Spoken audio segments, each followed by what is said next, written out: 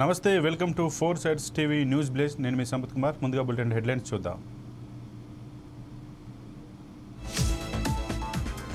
ఏపీలో 65,000 కోట్ల రూపాయల పెట్టుబడులు ముందుకొచ్చిన రిలయన్స్ ఎనర్జీస్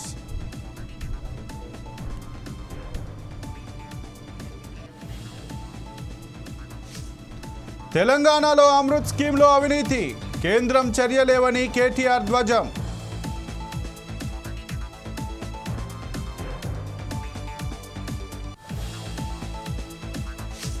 వికారాబాద్ జిల్లాలో అధికారులపై దాడి 55 మందిని అదుపులోకి తీసుకున్న పోలీసులు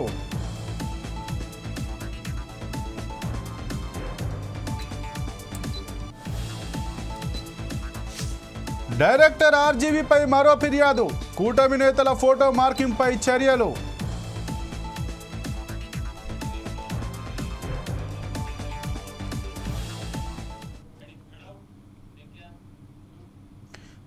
వేములవాడ నుంచి మాజీ మంత్రి హరీష్ రావు మాట్లాడుతున్నారు. లైవ్ లో చూద్దాం. రూపాయల మితికి తెచ్చి అప్పులు తెచ్చి డబ్బులు కడితే వాళ్ళకు కూడా పడతలేవు. అయినా నేను అడుగుతున్న 2 లక్షల పైన ఉన్న వాళ్ళు ఎందుకు డబ్బు కట్టాలి? ఏం దా నిబంధన? ఎందుకోసం ఆ నిబంధన పెడుతున్నావు అంటే చాలా మందికి ఎగబెడదామని. ఎవరికైనా అప్పు పుట్టకపోతే కట్టకపోతే వాళ్ళకి ఎగబెడదామని చెప్పి నువ్వు కుట్ర చేస్తున్నావు. నువ్వు చేస్తానన్న 2 లక్షలు సీదా మాఫీ చేయి. 2 లక్షల లోపలను కట్టయ్యనువి 2 లక్షల పైన కట్టాలనే నిబంధన ఎందుకు పెట్టినావు? నీ జీవోలో ఉన్నదా నిబంధన?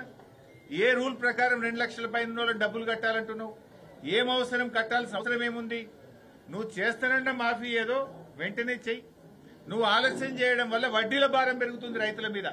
ఇలా 2 లక్షల పైన నువ్వు మాఫీ చేయకపోవడం వల్ల మిత్తి పెరుగుతా ఉంది బ్యాంకులల్లో. నువ్వు చేసే తప్పుకు రైతులకు శిక్ష ఎందుకు? రైతులెందుకు వడ్డీ భారం భరించాలి? ఇప్పటికే నువ్వు చేసిన 2 లక్షల లోపు రుణమాఫీ కూడా అసంపూర్తిగానే చేసినావు. వడ్డీలంతా రైతులే కట్టిండ్రు. నువ్వు 9 డిసెంబర్ నాడు చేస్తా అని ఆలస్యంగా చేయడం వల్ల వడ్డీల భారం రైతుల మీద పడ్డది. చేసిన రుణమాఫీ కూడా పూర్తిగా చేయలే, పాక్షికంగానే చేసినావు. ఇప్పటికి కూడా 2 లక్షల లోపు లక్షలాది మంది రైతులకు రుణమాఫీ కాలేదు. ఇవాళ ఆధార్ కార్డు తప్పుపడ్డదనో, రేషన్ కార్డులో ఒకరికే రుణమాఫీ అనో, లేకపోతే నీకు పెళ్లి కాలేదనో, నీకు పిల్లనియ్యలేదనో, రకరకాల 31 రకాల కుంటి సాకులు పెట్టి ఇవాళ సగానికి పైగా రైతు రుణమాఫీ జరగలేదు. పైగా నువ్వేదో అయిపోయింది అంటున్నావు. ఇప్పటికైనా దేవుడి మీద ప్రమాణం చేసినావు కనుక తక్షణమే రైతులకు రుణమాఫీ చేసి భక్తుల విశ్వాసం కాపాడు. దేవుడు దగ్గరికి వచ్చి చెంపలేసుకొని తప్పైంది దేవుడా, నేను పాపం చేసినా నన్ను క్షమించని ఆ దేవుణ్ణి వేడుకో. రైతులకు పూర్తి స్థాయిగా రుణమాఫీ చేయాలని చెప్పి బీఆర్ఎస్ పార్టీ పక్షాన మేము డిమాండ్ చేస్తా ఉన్నాం. నిన్న ముఖ్యమంత్రి గారు మాట్లాడుతూ కేసీఆర్ గారి పైన మాట్లాడినారు. అసలు కేసీఆర్ గారి మీద మాట్లాడే నైతికతనే నీకు లేదు. కేసీఆర్ గారు లేని తెలంగాణ ఉద్యమం లేదు. కేసీఆర్ గారు లేకపోతే తెలంగాణ రాష్ట్రం లేదు. తెలంగాణ రాష్ట్రం లేకపోతే నువ్వు పీసీసీ అధ్యక్షుడివి కావు, ఈ రాష్ట్రానికి ముఖ్యమంత్రి కావు. అది కేసీఆర్ గారి దయ వల్ల నీకు ఇవాళ ఈ అవకాశం వచ్చింది. నువ్వు కేసీఆర్ గారి మీద నోరు బారేసుకుంటున్నావు. మొన్న కేసీఆర్ గారు ఏమన్నారు? 11 నెలలలో ఈ రాష్ట్ర ప్రజలు తాము ఏం కోల్పోయారో అర్థం చేసుకుంటున్నారు అని కేసీఆర్ గారు అన్నారు. ఇందులో తప్పున్నదా? ఈయన రేవంత్ రెడ్డి అంటాడు తెలంగాణ ప్రజలు ఏమీ కోల్పోలేదని, పైగా ఎంతో పొందారని రేవంత్ రెడ్డి గారు మాట్లాడుతున్నారు. ఏం పొందిండ్రు నాయన? ఏం పొందిండ్రు? నేను చెప్తా. లెక్కలతో సహా ఆధారాలతో సహా ఏం కోల్పోయారో నిరూపించడానికి నేను సిద్ధంగా ఉన్నా. ఏమి పొందారో చెప్పడానికి మీరు సిద్ధంగా ఉన్నారా అని నేను అడుగుతా ఉన్నా. దేని మీద మాట్లాడదాం? వ్యవసాయ రంగం మీద మాట్లాడదామా? సంక్షేమ రంగం మీద మాట్లాడదామా? విద్యుత్ సరఫరా మీద మాట్లాడదామా? సాగునీటిపైన మాట్లాడదామా? త్రాగునీటిపై మాట్లాడదామా? విద్యపై మాట్లాడదామా? ఆరోగ్యంపై మాట్లాడదామా? అప్పుల మీద మాట్లాడదామా? ఏ టాపిక్ మీద మాట్లాడదామో నేను చర్చకు సిద్ధం. ఎక్కడ మాట్లాడదాం, ఎప్పుడు మాట్లాడదామో చెప్పు. ఏ రంగం పోయినా చెప్తారు కదా. ఈ దవాఖానాలలో పోతే మందులు లేవు, కేసీఆర్ కిట్ బంద్ అయింది, న్యూట్రిషన్ కిట్ బంద్ అయింది, ఎక్స్పైర్డ్ గోళీలు ఇస్తున్నారు మీరు దవాఖానాలలో పోతే. వ్యవసాయ రంగంలో పోతే కేసీఆర్ ఉండంగా ఇచ్చిన రైతు బంధు బంద్ అయిపోయింది. అయిందా లేదా? కరెంటు రంగం చూస్తే రైతులకు మున్పట్లాగా కరెంటు వస్తలేదు. కాలిపోయే మోటార్లు, పేలిపోయే ట్రాన్స్ఫార్మర్లు. మళ్ళా వచ్చిరాని కరెంటుతో రైతులు గోసలు పడతా ఉన్నారు. మంచినీళ్లు కేసీఆర్ ఉండగా మిషన్ భగీరథ నీళ్లు ప్రతిరోజు వచ్చినాయి. ఇప్పుడు ఆ నీళ్లు కూడా కొన్ని గ్రామాలకు రాని పరిస్థితి. త్రాగునీటి కోసం కూడా ప్రజలు ఇబ్బంది పడుతున్న పరిస్థితి. విద్య మీద మాట్లాడదామా? ఇవాళ కూడా నాగర్ కర్నూలు జిల్లాలో ఈ పురుగులన్నం మేం తినమని అన్నం కూడా ఎత్తుకొని వచ్చి హైవే మీద కూర్చున్నారు విద్యార్థులు. ప్రతిరోజు ఎక్కడో ఒక దగ్గర విద్యార్థులు రోడ్ల మీద కూర్చుంటున్న పరిస్థితి. ఒక ఆదిలాబాద్ జిల్లాలో 92 మంది విద్యార్థులు ఆ విష ఆహారం తిని ఆసుపత్రుల పాలైనరు. 2 పిల్లలు విష జ్వరాలతో చనిపోయిన పరిస్థితి. రేవంత్ రెడ్డి గారు వచ్చినాక 36 మంది విద్యార్థులు ఈ రాష్ట్రంలో గురుకుల విద్యార్థులు చనిపోయినారు. యావరేజ్ గా నెలకు 3 పిల్లలు పొట్టన పెట్టుకున్నటువంటి చరిత్ర కాంగ్రెస్ పార్టీ. మరి ఏం కోల్పోలేదని ముఖ్యమంత్రి గారు మాట్లాడుతుంటాడు. ఏం కోల్పోలేదు? కేసీఆర్ ఉండగా కరోనా ఉన్నా కరోనా కష్టకాలంలో కూడా 11 విడతల్లో 72,815 కోట్ల రూపాయలు రైతు బంధు కింద కేసీఆర్ ఇచ్చిండు. నువ్వు వచ్చిన తర్వాత ఈ రాష్ట్రంలోని రైతులు రైతు బంధును కోల్పోయారు. నువ్వు వచ్చిన తర్వాత డెలివరీకి పోయిన ఆడబిడ్డలు కేసీఆర్ కిట్టును 13,000 రూపాయలను కోల్పోయిండ్రు. నువ్వు వచ్చిన తర్వాత బతుకమ్మ పండుగకు తప్పకుండా వచ్చే కొత్త చీరలు ఇవాళ ఈ రాష్ట్ర ప్రజలు కోల్పోయారు. ఇవాళ ఎప్పుడు చరిత్రలో లేని విధంగా పోలీసుల కుటుంబాలను పోలీసులే తమ పిల్లల్ని, తమ భార్యా పిల్లల్ని కొట్టించి వాళ్ళని అరెస్ట్ చేసి ఇవాళ వాళ్ళ జీవితాన్ని రోడ్డు మీదకి తెచ్చినావు. నువ్వు కోల్పోయింది ఏంది? మా సిరిసిల్లలో బంగారమోలే కేటీఆర్ గారి నాయకత్వంలో సిరిసిల్ల, వేములవాడ ప్రాంత చేనేత కార్మికులు అద్భుతంగా ఆనందంగా జీవిస్తే నేతన్నల్ని మళ్లీ ఆత్మహత్యల పాలు చేస్తా ఉన్నావు. నువ్వు రైతులను రోడ్ల మీదకి తెచ్చినావు. ఆనాడు కేసీఆర్ ఉండగా మా గంగుల కమలాకర్ నాయకత్వంలో వడ్లు కొంటే ఇవాళ మద్దతు ధర రాకుండా రైతులను రోడ్ల మీదకి తెచ్చినావు. మద్దతు ధర ఈరోజు రైతులు కోల్పోయిన పరిస్థితి వచ్చింది. అశోక్ నగర్ లో నిరుద్యోగ యువత ఏమైంది 2 లక్షల ఉద్యోగాలని నిన్ను ప్రశ్నిస్తే వాళ్ళ వీపులు కమిలిపోయేటట్టు కొట్టించినావు. అశోక్ నగర్ లో నిరుద్యోగ యువతను రోడ్ల మీదకి తెచ్చి ఇవాళ వాళ్ళను కూడా మోసం చేసినావు. పాలమూరు ప్రాజెక్టు పనులు ఆగిపోయినాయి. గురుకులాలకు జ్వరం వచ్చింది. గురుకుల పిల్లలు మంచిగా చదువుకోవాల్సిన తరగతి గదుల్లో ఉండాల్సిన పిల్లల్ని ఆసుపత్రుల పాలు చేసినావు. పిల్లల బతుకులాగం చేసినావు. దళితులకు దళిత బంధు కోల్పోయారు. బీసీలు బీసీ బంధు కోల్పోయారు. గొల్ల కుర్మలు గొర్రెల్ని కోల్పోయారు. మత్స్యకారులు ఉచిత చేప పిల్లల్ని కోల్పోయారు. ఉద్యోగస్తులు డిఏలను, బకాయిలను నువ్వు ఇయ్యకపోవడం వల్ల పెరగాల్సిన వేతనాలు కోల్పోయారు. రిటైర్డ్ ఉద్యోగులు రిటైర్మెంట్ అయిన తర్వాత రావాల్సిన వారి బెనిఫిట్స్ ను కోల్పోయారు. హైడ్రా పేరిట ఎంతో మంది తమ ఇండ్లను కోల్పోయారు. రియల్ ఎస్టేట్ డౌన్ అయిపోయి లక్షలాది మంది ఉపాధిని కోల్పోయారు. జర్నలిస్టులు ప్రశ్నించే హక్కును కోల్పోయారు. సర్పంచులు బిల్లులు రాక రోడ్ల పాలైపోయారు. శాంతి భద్రతలు క్షీణించి రాష్ట్రంలోని ప్రజలు ప్రశాంతతను కోల్పోయారు.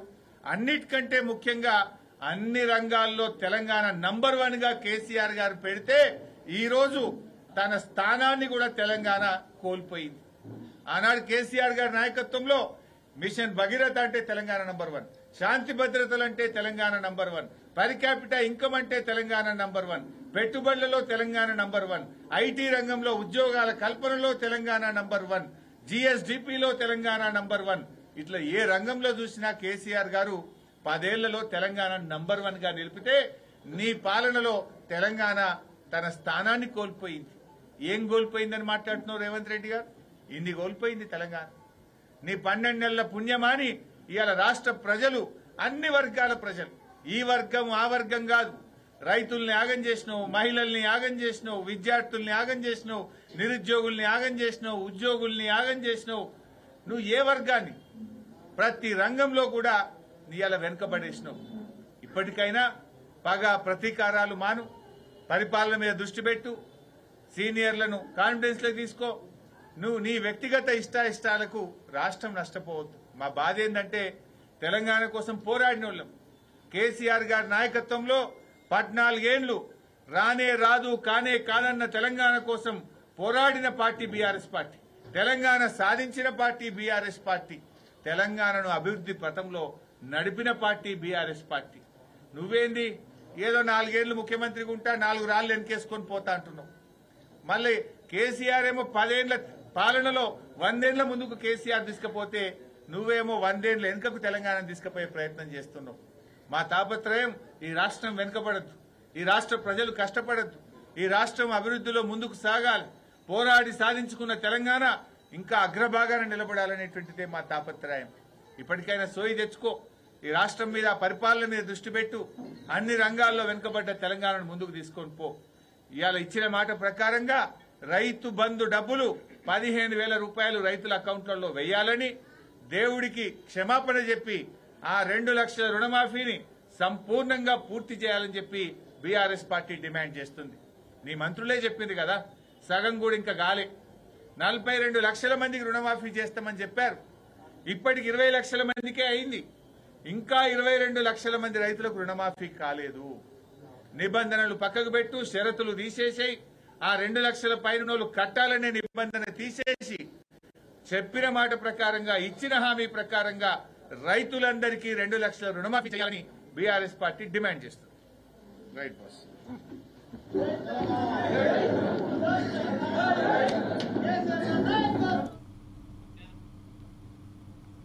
ఫార్మా పరిశ్రమల ఏర్పాటుకు స్థల సేకరణ నిమిత్తం వికారాబాద్ జిల్లా దుద్యాల మండలం లగచర్ల గ్రామంలో నిన్న తలపెట్టిన గ్రామసభ రణరంగాన్ని తలపించింది. అధికారులపై గ్రామస్తులు దాడికి పాల్పడ్డారు. ఈ ఘటనలో పోలీసులు 55 మందిని అరెస్ట్ చేశారు.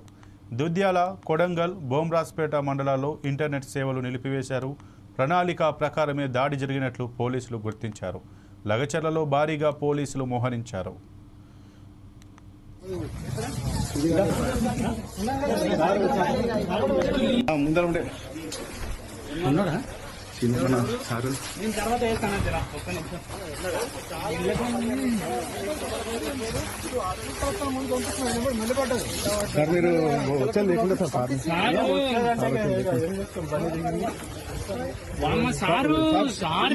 సార్ని కూడా కొట్టిండు సార్.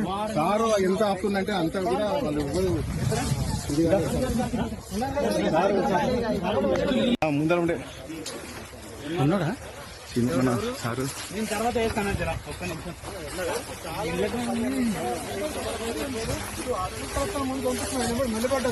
సార్ మీరు వచ్చారు లేకుండా సార్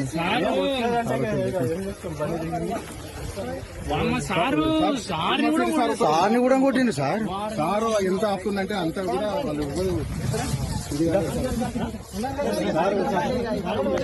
ముందర ఉండే ఉన్నాడా సారు.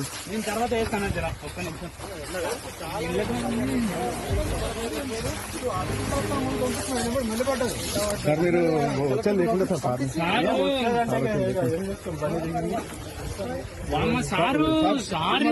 సార్ని కూడా కొట్టిండు సార్.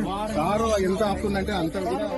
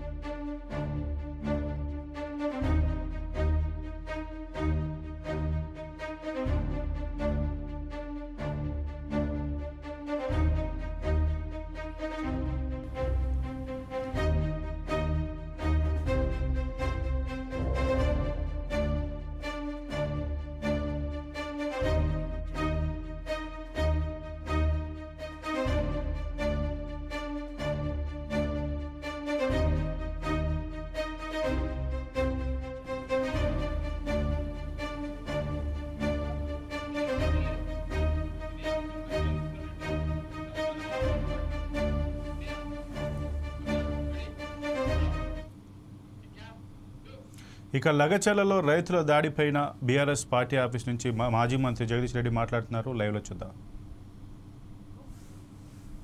మీ కలెక్టరే దాడి జరగలేదు అని చెప్పిండు. మరి ఏ కంప్లైంట్ మీద పోలీసులు అరెస్ట్ చేస్తున్నారు? రాత్రులు ఊర్ల మీద పడి 100 మంది 1000 మంది. ఇది ప్రజాపాలన. ఈ రాష్ట్రంలో కొంతమంది మేధావులు ఉండే పాపం ఇప్పుడు వాళ్ళు కూడా మాట్లాడాలి. ఒక్కసారి కొడంగల్కి పోయి రావాలి. పౌర హక్కులు, ప్రజా హక్కులు, ప్రజాపాలన ఇప్పుడిప్పుడే చేస్తుంది ప్రభుత్వం, పని మొదలుపెట్టింది అని చిలక పలుకులు పలుకుతున్న మేధావి ఆచార్యుల వారు ఒక్కసారి కొడంగల్ ప్రజలకు గుండె చప్పుడేందో వినిరా. ఒక్కసారి పోయి ఏ మార్కు ప్రజాపాలనో, ఏ మార్కు ప్రజాస్వామ్యమో అడిగే ప్రతి ఒక్కరిని అణిచివేస్తానని ఒక్క పోలీస్ శాఖ తప్ప ఏ శాఖకు పనిచెప్పకుండా అన్ని శాఖల్ని అచేతనం చేసి అవినీతి శాఖ ఒక్కదాన్ని ఓపెన్ చేసుకొని పోలీస్ శాఖతో అణిచివేస్తానని చెప్పి ఒక మూర్ఖ పద్ధతుల్లో, బహిరంగంగానే ప్రజల్ని దోసుకునే పద్ధతుల్లో ఈ ప్రభుత్వమే ఇవాళ వరి ధాన్యం ధర పడిపోవడానికైనా, పత్తి రైతులు దోపిడీ గురి కావడానికైనా కారణం ఇది స్పష్టంగా ప్రభుత్వ దోపిడీ, ప్రభుత్వ మోసం. తెలంగాణ రైతాంగానికి అందరికీ మరొకసారి చెప్తా ఉన్నా, అనలారా ఇది కేవలం వ్యాపారులు వాళ్ళంతా వాళ్ళు చేస్తున్న ద్రోహం కాదు. మీకు ఈ రాష్ట్ర ప్రభుత్వంలో ఉన్న పెద్దలు, మంత్రులు స్వయంగా మిల్లర్లతో కుమ్మక్కై, దళారులతో కుమ్మక్కై మేము ఎట్లా కొనం, ఎనుకో ముందే వాడే అమ్ముకొని పోతాడు, నీకు మీ ఇష్టం వచ్చిన ధర పెట్టుకోండి అని చెప్పి అధికారులను కూడా పనిచేయనీయకుండా చేసి దుర్మార్గంగా మిమ్మల్ని కసాయివాడికి అప్పచెప్పినరు. ఇది తెలంగాణ రైతాంగం ఇవాళ తెలుసుకోవాల్సిన విషయం. ఇంత దుర్మార్గంగా మళ్ళీ పాత పరిస్థితులు తెచ్చిండ్రు.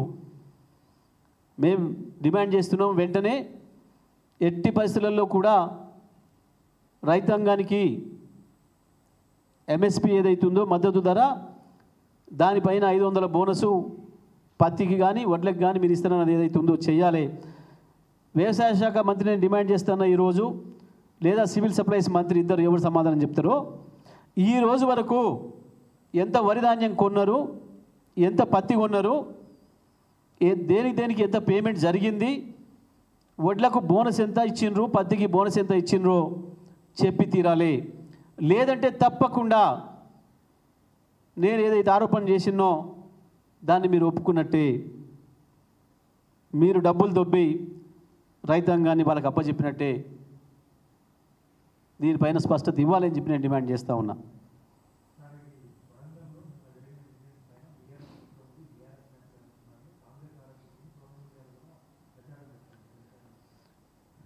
నేనేమంటున్నా, అక్కడ బీఆర్ఎస్ పార్టీ పిలుపునియలే, బీఆర్ఎస్ పార్టీ కండువన్న కార్యకర్తలు లేరు.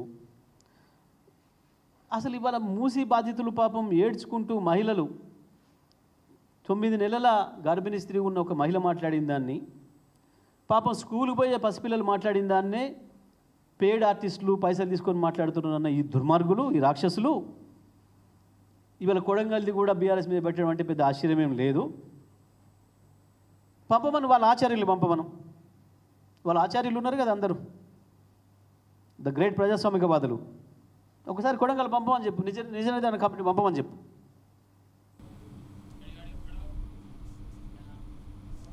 తెలంగాణలో అమృత్ పథకంలో అవినీతి జరుగుతుంటే కేంద్ర ప్రభుత్వం ఏం చేస్తోందని, ఎందుకు చర్యలు తీసుకోవడం లేదని బీఆర్ఎస్ కార్యనిర్వాహక అధ్యక్షుడు కేటీఆర్ ప్రశ్నించారు. రాష్ట్ర మంత్రి పొంగులేటి శ్రీనివాసరెడ్డి సంస్థలకు కూడా ఈ పథకం పనులు కట్టబెట్టారన్నారు. సొంత వర్గానికి పనులు ఇవ్వడం ఎంతవరకు సబబని నిలదీశారు. రాష్ట్రాన్ని కాంగ్రెస్ పార్టీ ఏటీఎంలా మార్చిందని ఆరోపించారు. రాహుల్, రేవంత్ ట్యాక్స్ వసూలు చేస్తున్నట్లు చెప్పారు. అదే నిజమైతే కేంద్రం విచారణ చేపట్టాలని అన్నారు. ఢిల్లీలో నిర్వహించిన మీడియా సమావేశంలో కేటీఆర్ ఈ వ్యాఖ్యలు చేశారు. प्रधानमंत्री जी कह रहे थे पार्लियामेंट इलेक्शन के दौरान कि आरआर टैक्स वसूल होता है। मैं पूछना चाहता हूं प्रधानमंत्री जी से, जब आपको पता है कि ऐसी एक इलीगल टैक्स कांग्रेस पार्टी की एटीएम तेलंगाना से आज जोरों शोर से चल रहा है, ऐसे काम, गलत काम, तो आप क्यों नहीं आपकी गवर्नमेंट एक्शन लेती है? और साथ ही साथ मैं ये भी पूछना चाहता हूं कि मनोहर लाल खट्टर जी और उनकी डिपार्टमेंट और यहां की government of India, will you or will you not act on the Amrit scam in Telangana? This will be a litmus test for BJP leadership in Delhi. आप जो भी कहते हो, इस बात में अगर आप विश्वास रखते हो कि कांग्रेस ने एटीएम बना लिया तेलंगाना को और बहुत ऐसे ही चीज आरआर टैक्स, अगर इस बात में सच्चाई है कि आप मानते हो इसमें सच्चाई है तो आप तहकीकात शुरू करो, जांच शुरू करो, कैंसिल करो, रद्द करो। जो अमृत में 8,888 करोड़ का वर्क बुलाया गया, जिसमें ब्रदर इन लॉ को तो 1,000 से ज्यादा करोड़ का वर्क दिया, बाकी लोगों को भी, उसमें तेलंगाना का एक मंत्री को भी काम दिया गया। तेलंगाना का रेवेन्यू मिनिस्टर है श्रीनिवास रेड्डी, उसके कंपनी को भी काम मिला इसमें अमृत में। तो मैं पूछना चाहता हूं, जो आदमी कैबिनेट में बैठता है, जो आदमी अल्टीमेटली टेंडर सैंक्शन करता है, जो इंस्टीट्यूशन टेंडर सैंक्शन करती है, अगर उनके घर वालों को आप काम देने लगते हो, ये कॉन्फ्लिक्ट ऑफ इंटरेस्ट नहीं है क्या? ये ब्रीच ऑफ आर्टिकल 191 नहीं है क्या? Office of profit clause attract नहीं होता है क्या? ये रैम्पेंट करप्शन नहीं है क्या? ये क्रोनी कैपिटलिज्म नहीं है क्या? अगर इस बात में सच्चाई नहीं है तो बीजेपी बता दे देश को कि इसमें कोई गलती हुआ ही नहीं और कांग्रेस ने सही किया जो किया। अगर इस बात में सच्चाई है तो जांच शुरू करो और जिन जिन पे एक्शन लेना है एक्शन लो और दुनिया को बता दो कि you mean business, what ever you से यू स्टैंड बाई इट। प्रधानमंत्री जी कह रहे थे पार्लियामेंट इलेक्शन के दौरान कि आरआर टैक्स वसूल होता है। मैं पूछना चाहता हूं प्रधानमंत्री जी से, जब आपको पता है कि ऐसी एक इलीगल टैक्स कांग्रेस पार्टी की एटीएम तेलंगाना से आज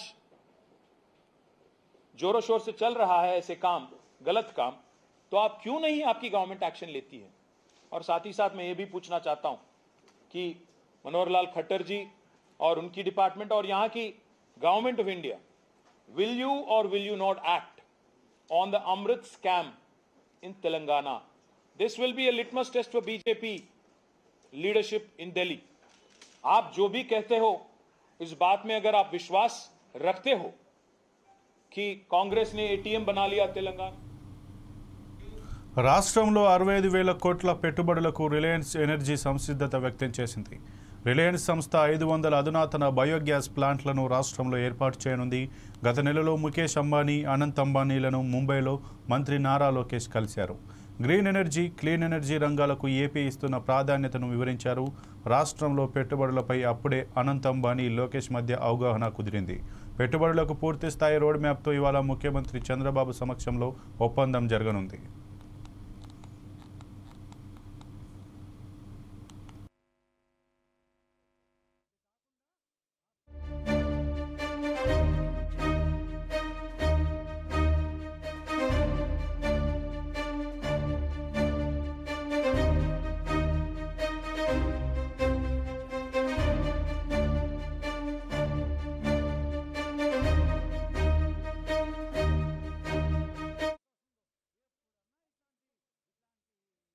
రాష్ట్ర తెలుగు రైతు ఉపాధ్యక్షుడు నూతలపాటి రామారావు తుళ్లూరు పోలీస్ స్టేషన్లో ఫిర్యాదు చేశారు.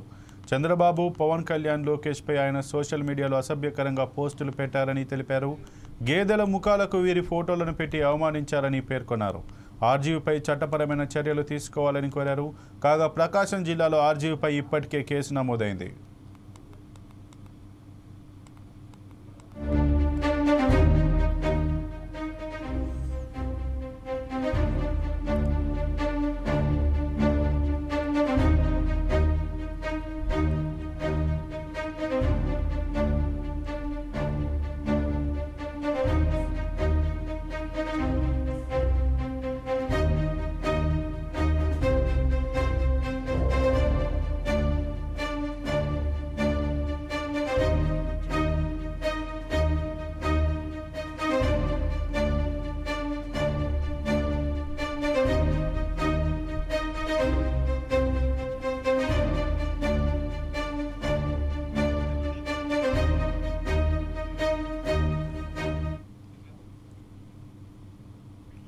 అన్నమయ్య జిల్లా మదనపల్లె చెరువులో విషం కలిపారని స్థానికులు ఆరోపిస్తున్నారు. దీంతో లక్షలాది చేపలు మృత్యువాత పడ్డాయని అంటున్నారు. చెరువులో నీళ్లు విషతుల్యం కావడంతో పశువుల కాపరులు ఆగ్రహం వ్యక్తం చేస్తున్నారు. చెరువులో విషం కలిపిన పాఠశాలలపై కఠిన చర్యలు తీసుకోవాలని డిమాండ్ చేశారు. సిటిఎం పెద్ద చెరువులో చేపలకు వేలంపాట పడిన వ్యక్తి నీళ్లలో బస్తాల కొద్దీ మందులు కలిపాడని స్థానికులు తెలిపారు. చనిపోయి తేలడంతో వాటిని అమ్మారని పేర్కొన్నారు.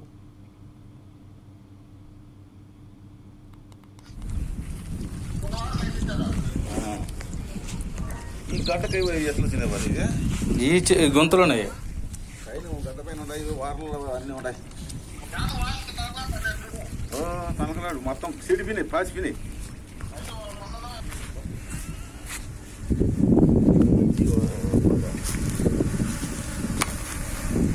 అందుకే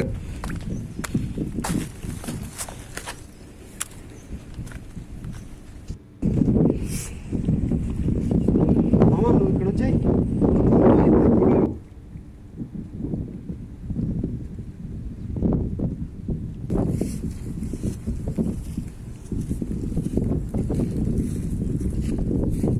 ఎంత చేపలు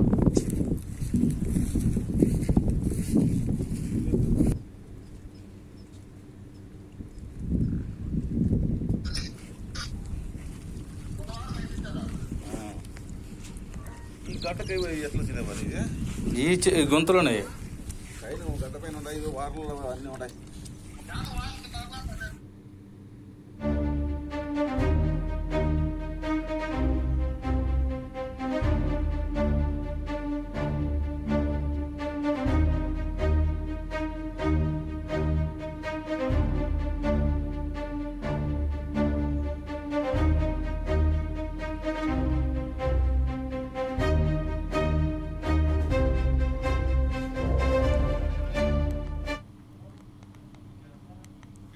కృష్ణా జిల్లా ఉయ్యూరులో ఎమ్మెల్యే బోడెప్రసాద్ రోడ్ల మరమ్మతులకు శ్రీకారం చుట్టారు. ఎగినిపాడు నుంచి సాయిపురం మీదుగా ముదునూరు గ్రామం వరకు ఐ-ఇంపాక్ట్ గ్రాంట్ ద్వారా 2,80,00,000 రూపాయల నిధులు మంజూరు చేశారు.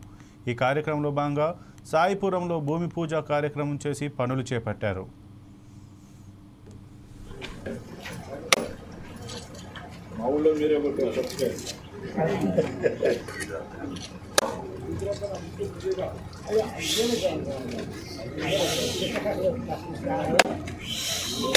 మందు తక్కువదైతే ఎలా వస్తుంది, చూస్తుంటే ఏమవుతుంది.